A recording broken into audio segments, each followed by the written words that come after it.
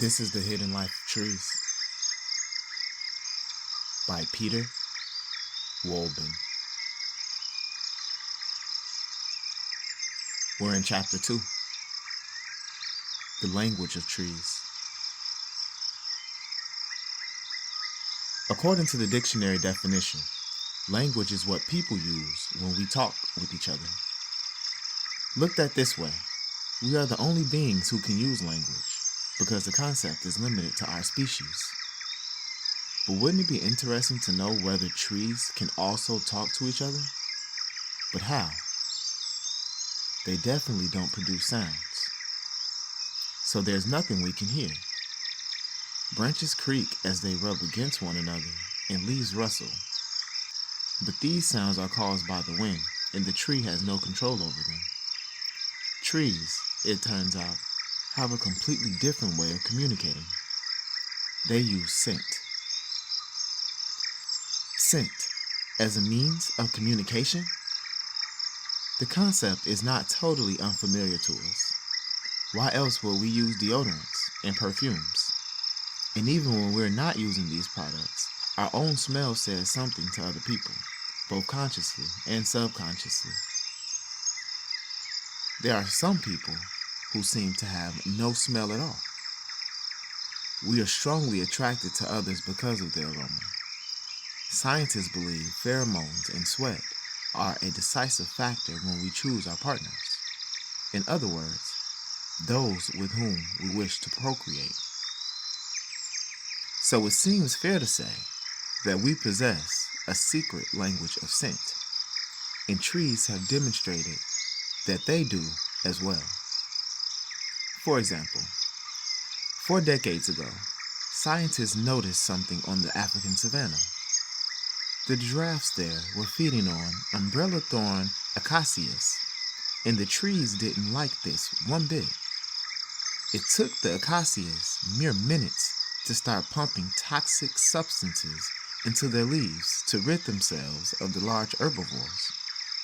The giraffes got the message and moved on to other trees in the vicinity. But did they move on to trees close by? No. For the time being, they walked right by a few trees and resumed their meal only when they had moved about 100 yards away. The reason for this behavior is astonishing. The acacia trees that were being eaten gave off a warning gas, specifically ethylene, that signaled to neighboring trees of the same species that a crisis was at hand. Right away, all the forewarned trees also pumped toxins into their leaves to prepare themselves. The giraffes were wise to this game, and therefore moved further away to a part of the savanna where they could find trees that were oblivious to what was going on, or else they moved upwind. For the scent messages are carried to nearby trees on the breeze, and if the animals walked upwind, they could find acacias close by that had no idea the giraffes were there. Similar processes are at work in our forests here at home. Beeches, spruce, and oaks all register pain as soon as some creature starts nibbling on them. When a caterpillar takes a hearty bite out of a leaf, the tissue around the site of the damage changes. In addition, the leaf tissue sends out electrical signals, just as human tissue does when it is hurt. However, the signal is not transmitted in milliseconds as human signals are. Instead, the plant signal travels at the slow speed of 1/3 of an inch per minute.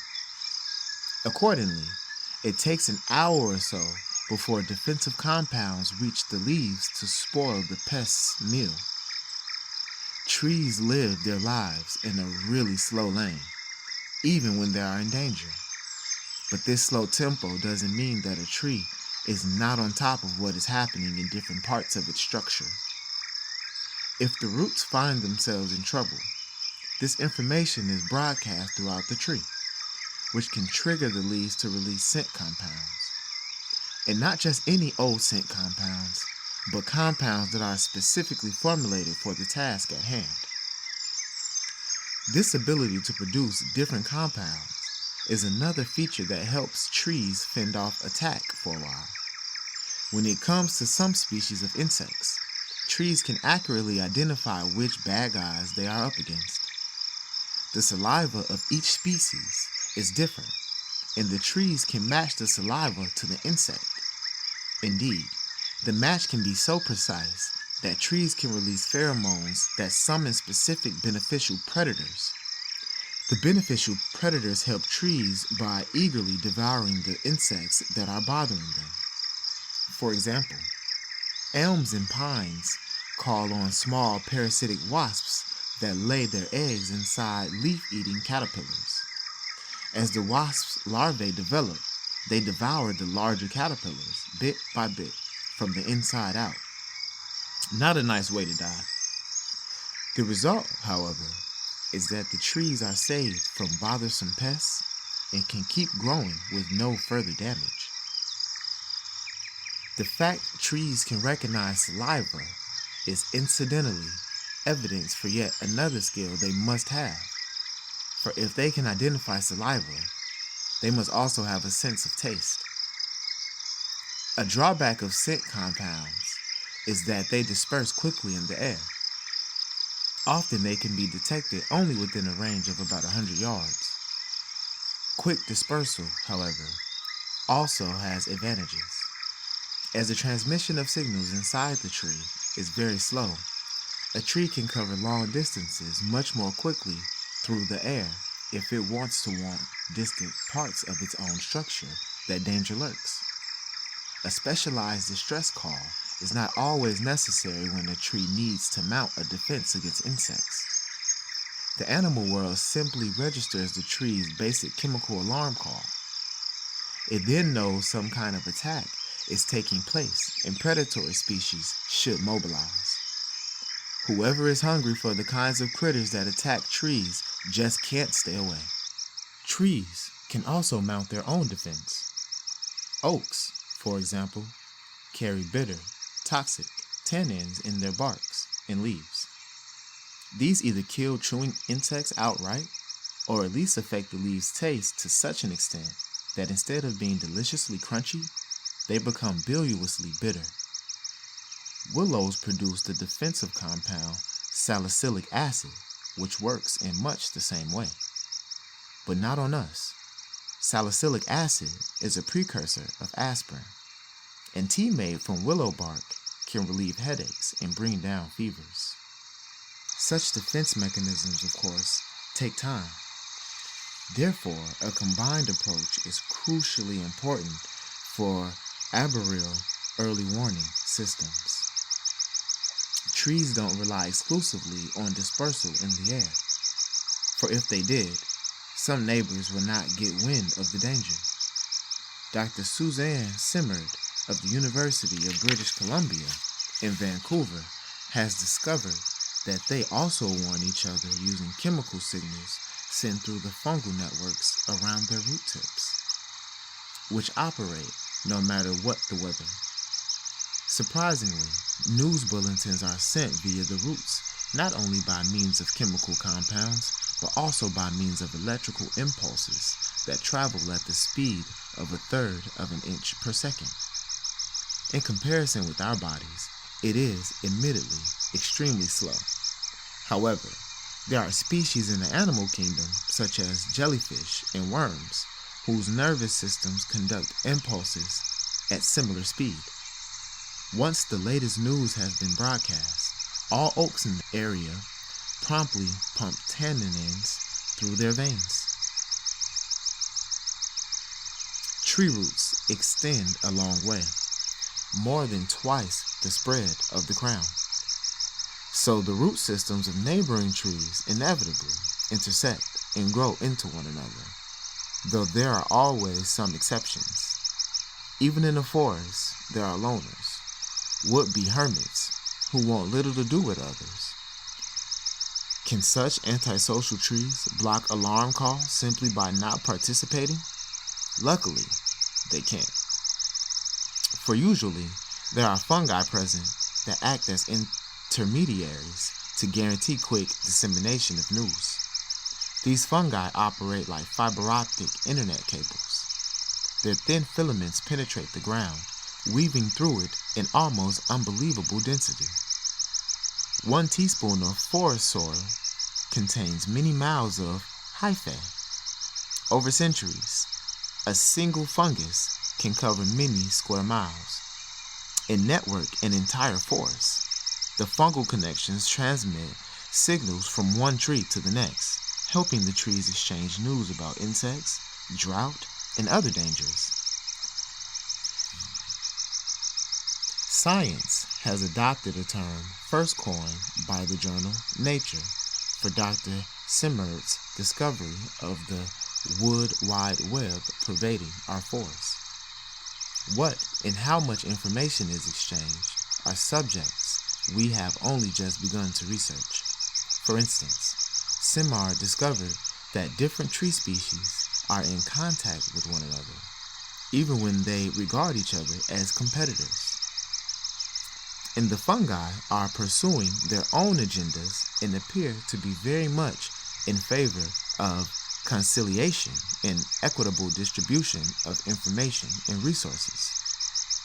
If trees are weakened, it could be that they lose their conversational skills along with their ability to defend themselves. Otherwise, it's difficult to explain why insect pests specifically seek out trees whose health is already compromised. It's conceivable that to do this, insects listen to the tree's urgent chemical warnings and then test trees that don't pass the message on by taking a bite out of their leaves or bark. A tree's silence could be because of a serious illness, or perhaps the loss of its fungal network, which would leave the tree completely cut off from the latest news. The tree no longer registers approaching disaster, and the doors are open for the caterpillar and beetle buffet.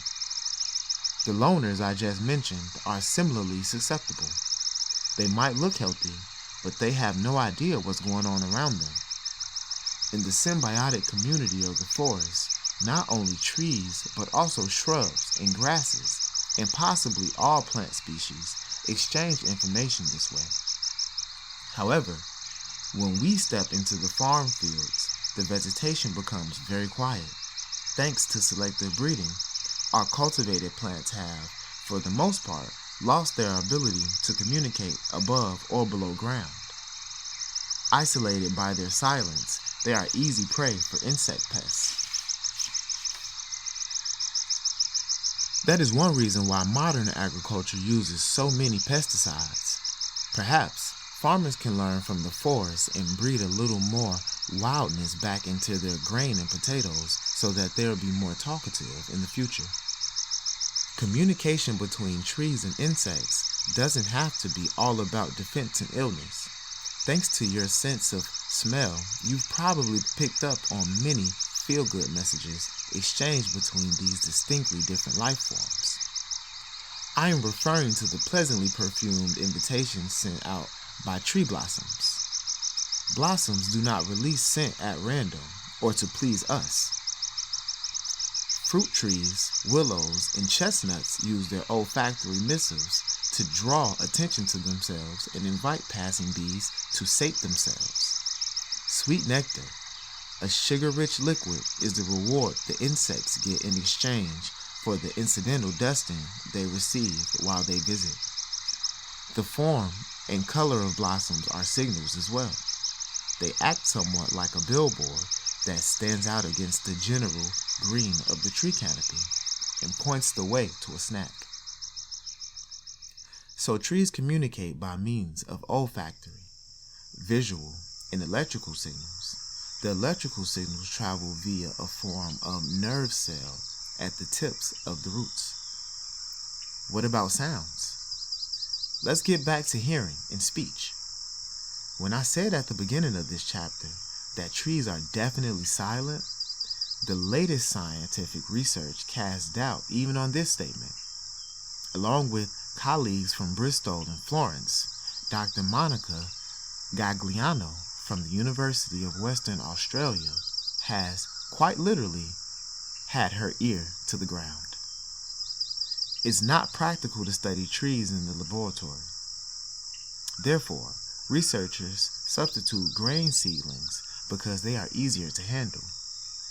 They started listening, and it didn't take them long to discover that their measuring apparatus was registering roots crackling quietly at a frequency of 220 hertz. Crackling roots?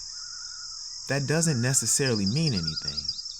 After all, even dead wood crackles when it's burned in a stove. But the noises discovered in the laboratory caused the researchers to sit up and pay attention. For the roots of the seedlings not directly involved in the experiment reacted. Whenever the seedlings' roots were exposed to the crackling at 220 hertz, they oriented their tips in that direction. That means the grasses were registering this frequency, so it makes sense to say they heard it. Plants communicating by means of sound waves? That makes me curious to know more, because people also communicate using sound waves.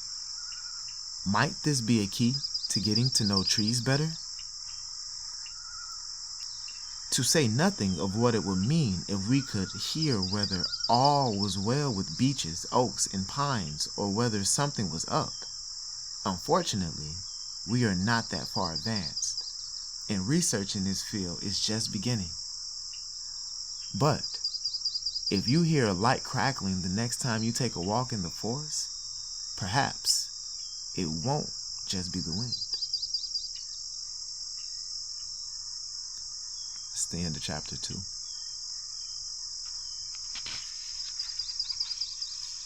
Next time we'll be going into chapter 3, Social Security.